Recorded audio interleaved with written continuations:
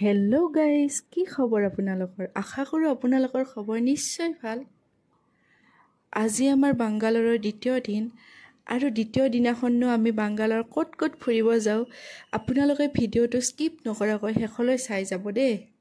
আজি আমি প্ৰথমতে আহিছোঁ বাংগালোৰত থকা ইস্কন টেম্পল চাবলৈ।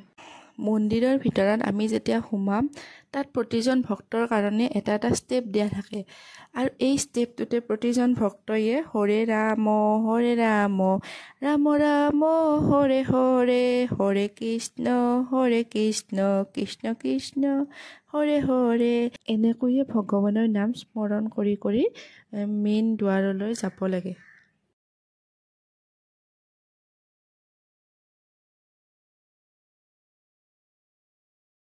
এই ফটোখন চাওকচোন আপোনালোকে। এই ফটোখন দেখি কিবা এটা ভাল লাগি গ'ল।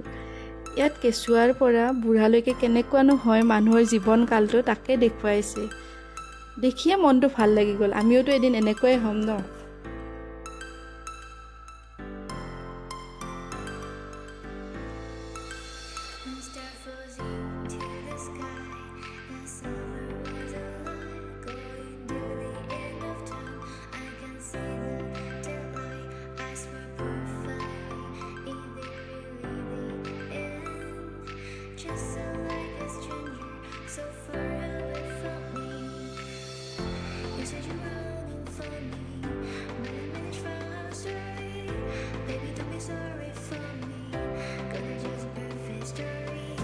মন্দিৰৰ পৰা ওলাই আহিয়ে এইবাৰ আমি আহিছোঁ লালবাগ বটানিকেল গাৰ্ডেন চাবলৈ। এই বাগিচাখনৰ ভিতৰত সেউজ গৃহ, চাহযুক্ত ঘৰ, আলপাইন উদ্ভিদকে ধৰি নানান ধৰণৰ বস্তু আছে আৰু ইয়াৰ ভিতৰত এটা যে গ্লাছ হাউচ আছে, ইমান ধুনীয়া গ্লাছ হাউচটো দেখিবলৈ। পিছে ভিতৰত সোমাবহে নোৱাৰি, অকল বোলে ৰিপাব্লিক ডে'তহে ইয়াৰ ভিতৰত সোমাব পাৰি আৰু তেতিয়া ইয়াৰ ভিতৰত ফ্লাৱাৰ শ্ব' হয় আৰু এই ফ্লাৱাৰ শ্ব' চাবলৈ যে মানুহৰ হেতা ওপৰা লাগে। বিভিন্ন দেশৰ পৰা বোলে মানুহ আহে এই ফ্লাৱাৰ শ্ব' চাবলৈ।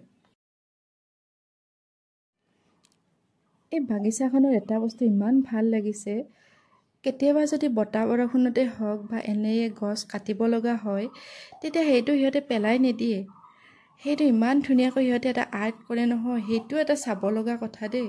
সিহঁতে ধুনীয়া এটা বুদ্ধৰ মূৰ্তিয়ে হওক বা মাছৰ আকাৰে হওক, ক্ৰক'ডাইলে হওক, ধুনীয়া এটা শ্বেপ দিয়ে। বিৰাট ধুনীয়া লাগে চাই কিন্তু। এই বাগিচাখন বহুত ডাঙৰ দেই। জনামতে এই বাগিচাখন বোলে 240 একৰ ভূমিত বিস্তৃত হৈ আছে।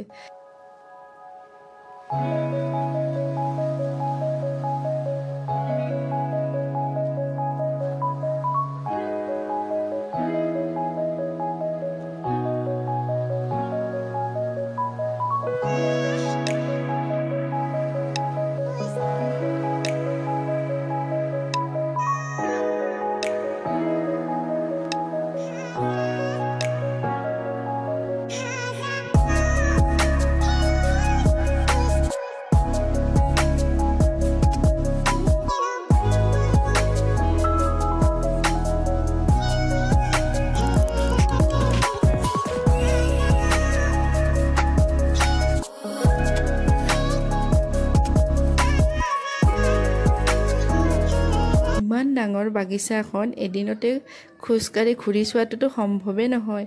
ইয়াত পিছে এটা ভাল ব্যৱস্থা দেখিলোঁ, ইয়াত কিছুমান গাড়ী আছে আৰু গাড়ীবিলাকে আপোনাক লৈ গোটেই বাগিচাখনৰ বিষয়ে দেখুৱাই দিব। যিটো গছ চাব লাগে, আমিতো এনে গ'লে গম নাপাওঁ ন কোনডাল গছ কেতিয়াৰ হয়। সিহঁতে ধুনীয়াকৈ আপোনাক বুজাই যাব। 40 মিনিট সময় লয় আৰু কিবা এটা পইচা দিব লাগে সিহঁতক। ল'বই দিয়কচোন, ইমান সময় সিহঁতে ঘূৰাব আৰু আপোনাক গাইড কৰিব ধুনীয়াকৈ, কিবা এটাতো দিবই লাগিব। ইয়াত 1000ৰো অধিক প্ৰজাতিৰ গ্ৰীষ্মকালীন উদ্ভিদ আছে আৰু যিবোৰ বহু শতিকা পুৰণি। ফ্ৰান্স, পাৰস্য, জাপান, আফগানিস্তানকে ধৰি বিভিন্ন দেশৰ পৰা বিভিন্ন প্ৰজাতিৰ উদ্ভিদ ইয়াত আনি সংগ্ৰহ কৰা হয়। আমি পিছে জাপানীজ বাও দেখিলোঁ, ইমান ধুনীয়া দেখিবলৈ, ব্লেক কালাৰৰ হয়। চকুৰে চালোঁ, পিছে ফটোহে লোৱা নহ'ল।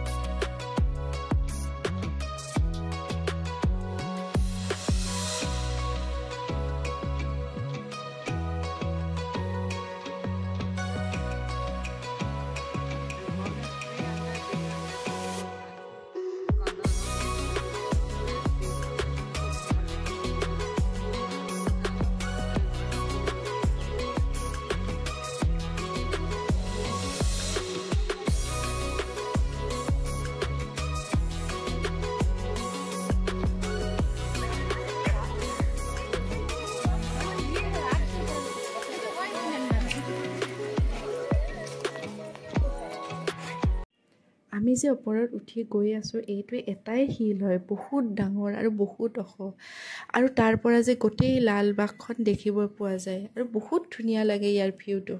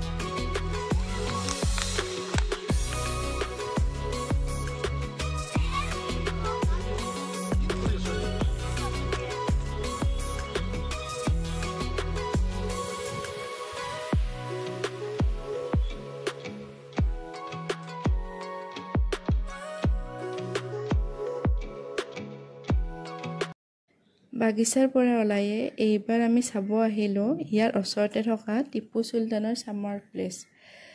আৰু এই ছামাৰ প্লেচটো ভাৰতৰ ইছলামিক স্থাপত্যৰ নিদৰ্শন হয় আৰু মহীশূৰ শাসক টিপু চুলতানৰ গ্ৰীষ্মকালীন বাসস্থান। 1781 চনত হায়দৰ আলীয়ে এই প্ৰাসাদটো নিৰ্মাণৰ কাম আৰম্ভ কৰিছিল যদিও 10 বছৰ পিছত তেওঁৰ পুত্ৰ টিপু চুলতানেহে এই কাম সম্পূৰ্ণ কৰিছিল। এই পেলেচটো ইমান ধুনীয়াকৈ সজাইছে আৰু সকলোবিলাক যে কাঠেৰে সজোৱা, আৰু এই কাঠবিলাক চেগুন কাঠৰ হয়। আৰু এটা কথা দেই, সেই টিপু চুলতানৰ দিনতে সজোৱা আৰু এতিয়ালৈকে ইমান ধুনীয়াকৈ সংগ্ৰহ কৰি ৰাখিছে নহয়, সঁচাকৈ চাব লগা দেই। টিপু চুলতানক টাইগাৰ অফ মাইচুৰ বুলিও কোৱা হয়।